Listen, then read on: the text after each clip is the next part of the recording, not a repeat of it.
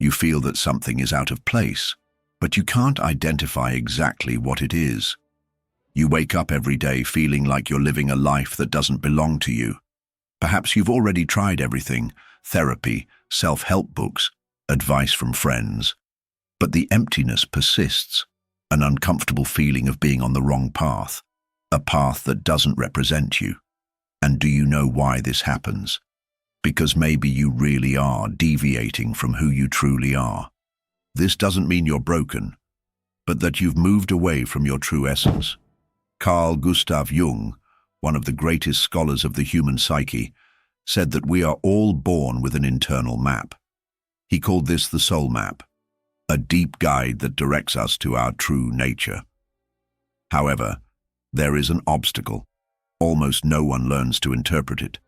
We've been taught from an early age to follow other people's maps, those of society, family, culture. Without realizing it, we begin to follow paths that take us away from who we really are.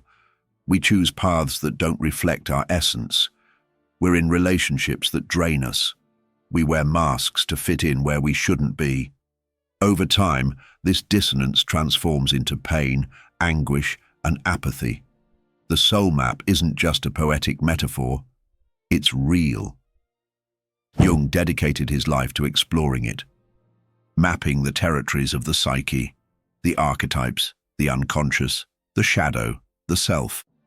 His discovery was both frightening and liberating.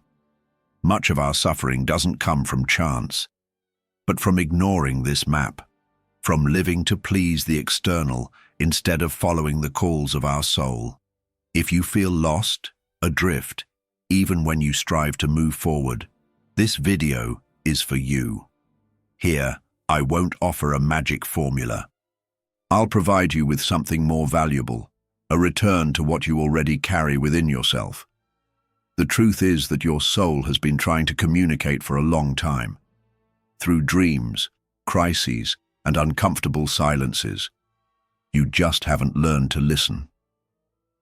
Jung believed that feelings of emptiness, failure, and confusion are, in fact, invitations. Invitations to begin the most meaningful journey of your life. The journey of individuation, of reconnecting with who you truly are. So, if you're tired of feeling inadequate, exhausted from pretending you're fine when inside you're in pieces, remember, you're not alone, nor are you broken. Your suffering is not a defect. It's a sign, a calling. And if you have the courage to respond, to delve deeper and face your inner unknown, you'll discover that what seemed like weakness was just a detour. That the darkness was the prelude to your own light. This video is an invitation. A map in the right hands can change your life. The question is, are you willing to reveal it? Imagine that within you there exists a vast, mysterious territory, filled with symbolic forests, emotional abysses, mountains of forgotten wisdom, and underground rivers of desire and fear. This territory can be explored, understood, and mapped.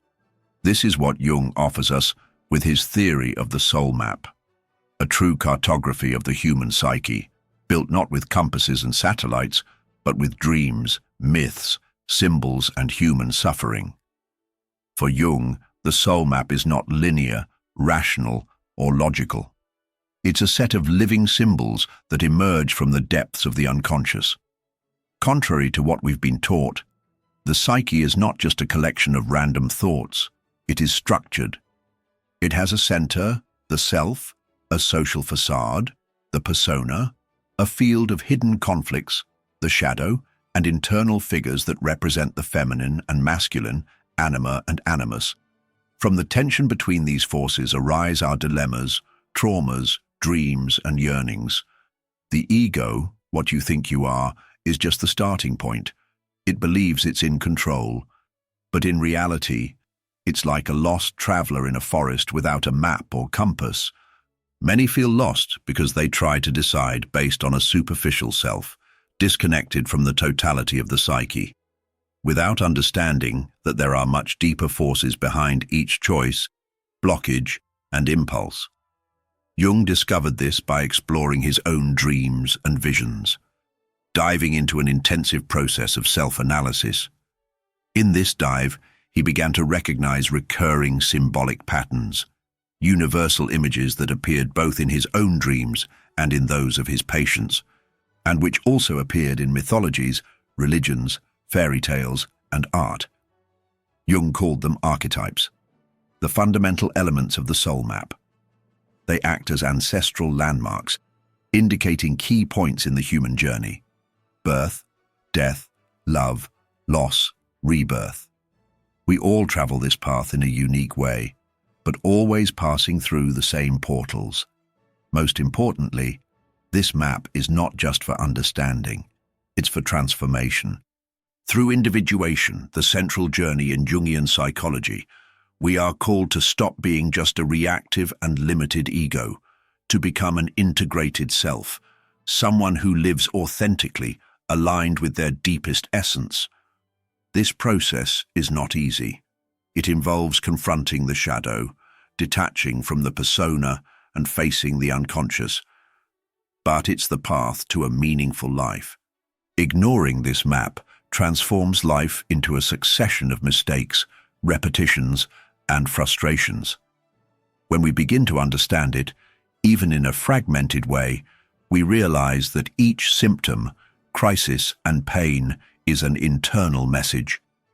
The soul doesn't shout, it whispers. And those who don't hear the whispers of the soul end up hearing the screams of the body: anxiety, depression, loss of meaning. Now that you understand what this map is, perhaps you wonder where exactly you are on it. How do you know if you're on the right path, or if you're getting lost? That's what we'll talk about in the next part. The anatomy of the soul, according to Jung, and how to recognize the signs that you're off your path. If the soul has a map, it also has a structure. Understanding this structure is fundamental, not only to locate yourself, but also to understand why you are where you are. Jung compared the psyche to a house with many rooms, levels, and secret corridors. Most people live confined to just one of these rooms, the ego. Ignoring the deep forces is like trying to navigate the ocean by looking only at the surface. Let's start where everyone starts, the ego. It is the center of your consciousness, the self you think you are. It's necessary, but limited. The ego organizes the perception of reality, but it's only a small part of your soul. Surrounded by forces it doesn't control. Below it is the personal unconscious, where repressed memories, unresolved traumas, and denied desires reside. There reside the complexes, emotional causes that control behaviors without you realizing it. Have you ever felt that you make the same mistakes repeatedly? Always attract the same type of relationship? Or run away from something you can't define? That's the personal unconscious acting. But Jung went further, identifying a deeper universal layer shared by all, the collective unconscious. It's in this layer that the archetypes reside, primordial images that shape our life experience. Regardless of your origin or era, we all carry these archetypal figures: the hero, the mother, the wise old man, the child, the rebel, the lover. These archetypes are not just symbols. They are living forces that influence our desires, choices, fears, and impulses. Between the ego and the self, which is the organizing nucleus of the psychic totality, there are three fundamental structures that influence how we relate to the world and to ourselves: persona, shadow, and the archetypes of the opposite sex, anima and animus. The persona is the social mask used to adapt and survive. It's the role you play to be accepted, like the exemplary child, the competent professional, or the ideal partner. Useful, but dangerous. Because the more you identify with this mask, the more you move away from your essence. The persona is like a garment for the soul to go out in public, but it should not be confused with your true identity. The shadow, on the other hand, is the opposite. It represents everything you hide, reject, or deny in yourself. Flaws, unacceptable desires, anger, envy, jealousy, shame. But the shadow also contains hidden potentials, repressed talents, unrecognized strength, stifled creativity. Facing the shadow is painful, but essential, because what you don't integrate dominates you. Everything you don't accept in yourself, you project onto others. What you hate in others is often what you can't bear to admit in yourself. And then we have anima and animus, the internal figures of the opposite sex within each of us. For men, the anima represents the internal feminine principle: sensitivity, intuition, receptivity, connection with the unconscious. For women, the animus represents the internal masculine principle: reason, action, firmness, direction. These figures don't refer to gender, but to psychic polarities. Ignored, they manifest in distorted ways.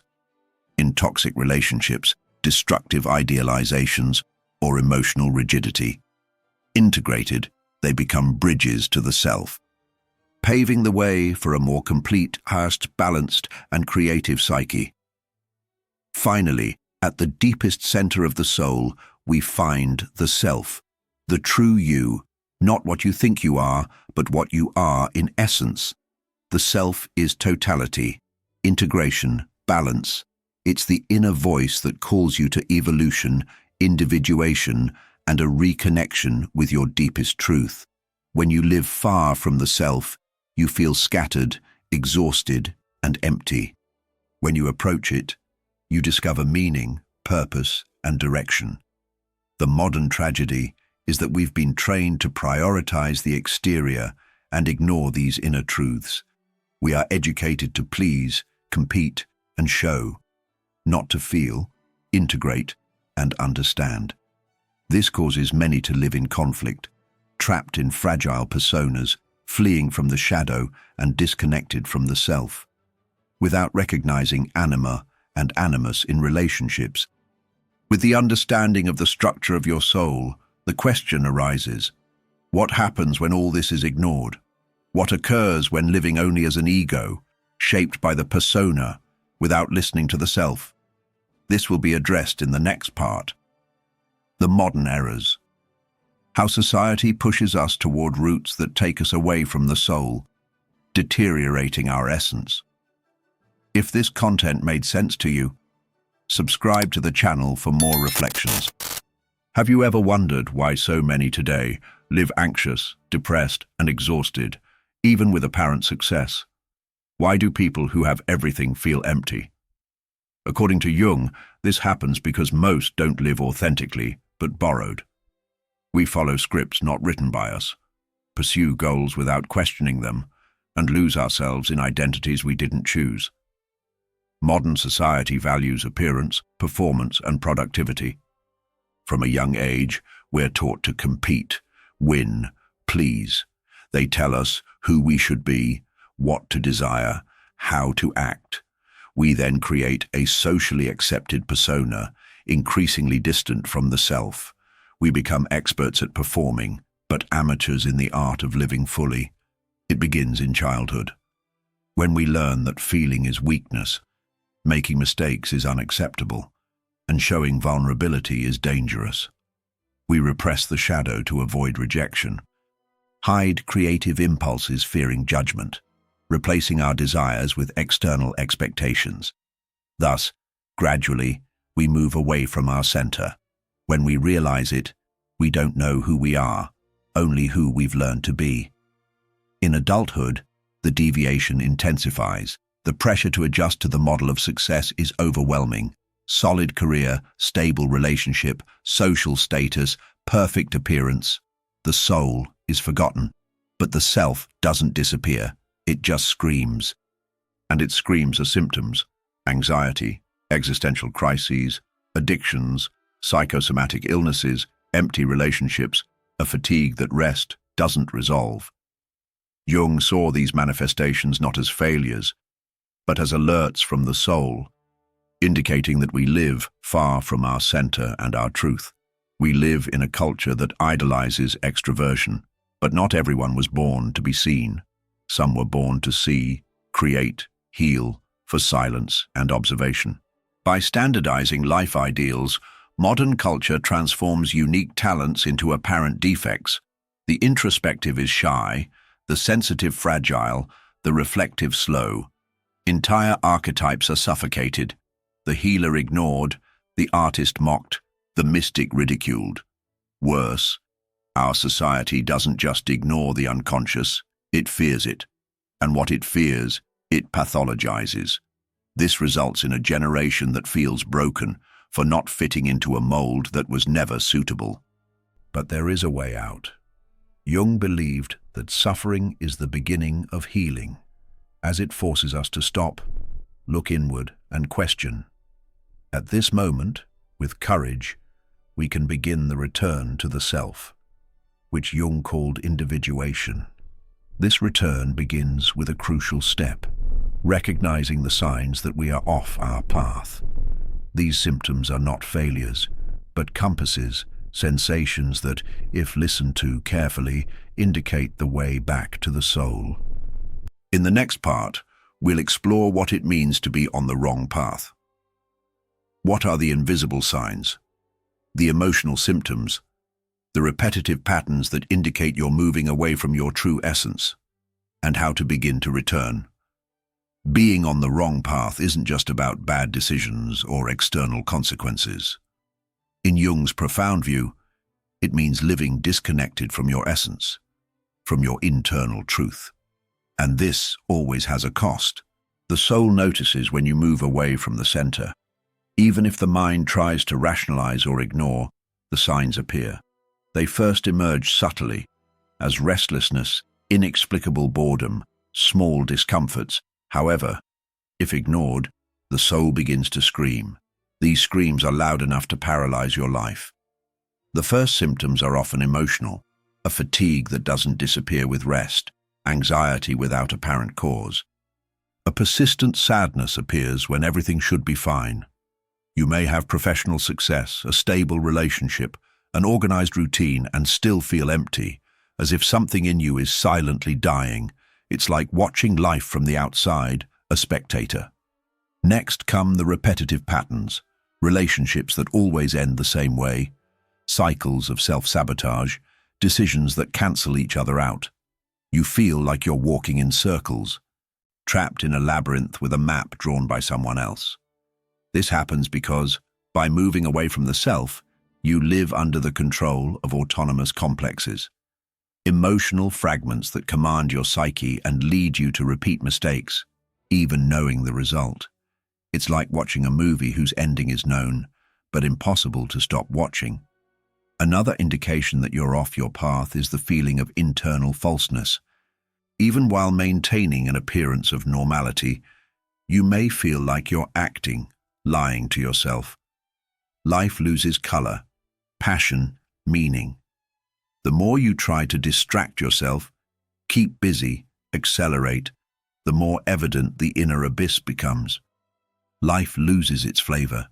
Days become repetitive, all because you live outwardly but die inside. And there's something even deeper. When away from the self, dreams change. They become more symbolic, intense, disturbing. The unconscious sends clear messages that something important is being neglected. Jung saw dreams as letters sent by the self, and the greater the distance between you and your center, the more urgent the content becomes. Images of falls, blocked paths, abandoned houses, threatening figures, all are symbolic expressions of a soul trying to guide you back. Sensitivity is needed to interpret and courage to follow. Why does this happen? Because the self, the totality of your soul, seeks for you to become who you truly are. It will not rest until this happens. Jung called this process individuation, which is uncomfortable and challenging, as it requires facing everything that has been repressed. Your shadow, fears, hidden desires, forgotten potentials. Above all, it requires a dive into the unknown, into what you are not yet, but can become. If you feel lost, repeating patterns, emotionally drained, or living a life that doesn't seem like yours. That is the call, not as punishment, but as invitation. You are not being punished, but awakened. This is where the next step of the journey comes in. How to begin walking back to the self. How to use this soul map in practice to rediscover meaning, reconnect with yourself, and transform pain into direction. In the next part, we'll explore the tools and principles that Jung proposed to transform suffering into consciousness and disorientation into clarity. You've already understood that there is a map, that the soul has a structure, that society teaches us to ignore it, and that symptoms are compasses disguised as pain. Now, the question is, how to return, find the way back, leave the surface of the persona, and reach the core of the self. The answer isn't simple, as the journey of individuation is unique for each person. Jung left a set of principles, practices, and symbols as navigation tools.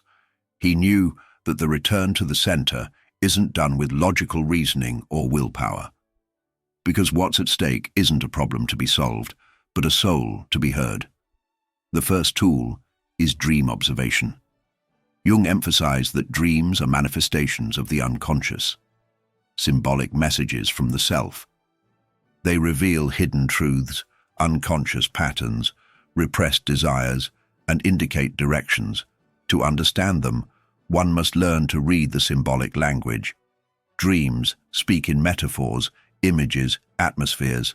A collapsing path may indicate the collapse of a limiting belief. A wild animal chasing you may represent a repressed impulse to be integrated. Each dream is a fragment of your map. The second tool is active imagination, a technique developed by Jung to dialogue with the internal figures of the psyche.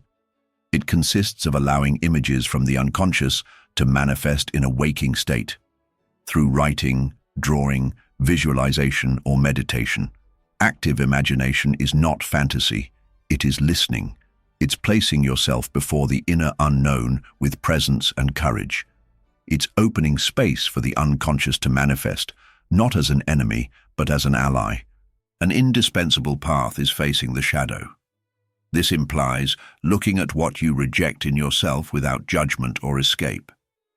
It's recognizing dark impulses, resentments, and vulnerabilities that you hide even from yourself. It's also recognizing forgotten talents, suppressed desires, and stifled potentials. The shadow is not something to be fought, but a part of your soul that seeks recognition. Without it, individuation is not possible. Additionally, it's crucial to understand the role of the persona and learn to consciously dismantle it. Identify the masks you wear at work, in relationships, and on social media. Understand why they were built. Having a persona isn't the problem. We all have one. The problem is believing that you are the persona. When you identify with the mask, the self becomes inaccessible. By beginning to dismantle it, the true self begins to emerge. It's equally important to integrate anima and animus. This requires deep inner listening. For men, developing the anima is cultivating sensitivity, intuition, and embracing the unconscious. For women, integrating the animus means accessing deep reason, internal direction, and assertiveness that comes from the center. When these polarities are denied, we project onto others what we lack, generating symbiotic and unbalanced relationships. Integrated, we become complete. Finally, there is an element that permeates this entire journey: inner silence. We live in times of constant noise, but it is in silence that the self manifests. Hurry is the enemy of the soul. Individuation requires pause, presence, solitude, not as escape, but as spiritual practice. Only in silence can you hear yourself without the filter of the world. These practices are not ready-made formulas. They are doors, tools, keys. Each person must find their rhythm, time, and way of walking. The only prerequisite is the willingness to confront yourself in a deep, honest, and radical manner. But there is a common trap for those who begin this journey: the idea that you need to become another person to achieve wholeness. Jung taught the opposite. The goal of individuation is not to become someone new, but to become who you have always been without knowing. This brings us to the deepest part of the journey: integration, the point where the fragmented parts begin to unite and true identity emerges from chaos. In the next part, we'll explore what it means to integrate all these aspects of the psyche, how integration not only heals but liberates. We've reached the crucial point of the journey: integration, where the structure of the soul, the deviations, the symptoms of disconnection, and the tools for return converge to this moment. It's when everything that was separated begins to unite, where the lost pieces of the soul come together, and what was repressed or fragmented finally aligns with who you truly are. But what does it really mean to integrate? It's not eliminating what is uncomfortable or purifying yourself of negative feelings, nor transforming into an idealized version. That is spiritual ego, just another disguised persona. To integrate is to radically accept all parts within you. It's seeing that light and shadow are not enemies, but complementary, that weakness and strength balance each other, that within you coexist the creator and the destroyer, the healer and the wounded, the rebel and the compliant. And only by giving space to all these internal voices can you find your true voice. Jung said that individuation is the process of becoming genuinely who you are. Although it seems simple, this is one of the most challenging tasks of existence, as it requires courage to detach from what is comfortable and abandon identities that have protected you over the years. It's stopping the search outside for what can only be found within. Integration happens when you give up trying to be someone else and surrender to being complete. The journey begins with awareness, when you recognize that you have a persona, but don't confuse yourself with it, when you see your shadow, but don't define yourself by it, when you find anima or animus and learn to listen to them, when you connect to the self not as an idea, but as a living presence. From this point, life ceases to be a battlefield between opposites and transforms into a space for internal dialogue. This causes profound effects. Anxiety begins to diminish, not because you've learned to control it, but because it no longer needs to shout to be heard. Relationships become more sincere, because you don't project onto others what is missing in yourself. Unconscious repetitions dissolve, because now there is someone in command, and that someone is you, complete. To integrate is to heal, but not just in a superficial way. It's healing the internal cracks caused by years of denial and adaptation. It's restoring the bond with your soul. It's living with direction, not as someone seeking a concrete destination, but as someone who knows where they come from. It's converting pain into power, confusion into clarity, and emptiness into fertile ground. Remember, this journey is endless. Integration is not a destination, but a continuous process, a dance between the conscious and the unconscious, between the known and the unknown. With each new cycle of your life, you become more whole, more authentic, more free. If something in this video resonated, if some word spoke directly to your soul, leave a comment. Tell us, what part of the journey are you on? What part of your soul feels like it's trying to come home? Your voice could be the beginning of a journey for someone. If you've made it this far, don't stop. The next video will continue this journey. It's as important as this one. Sometimes, an idea can transform the course of your life. Keep watching. Your soul will thank you.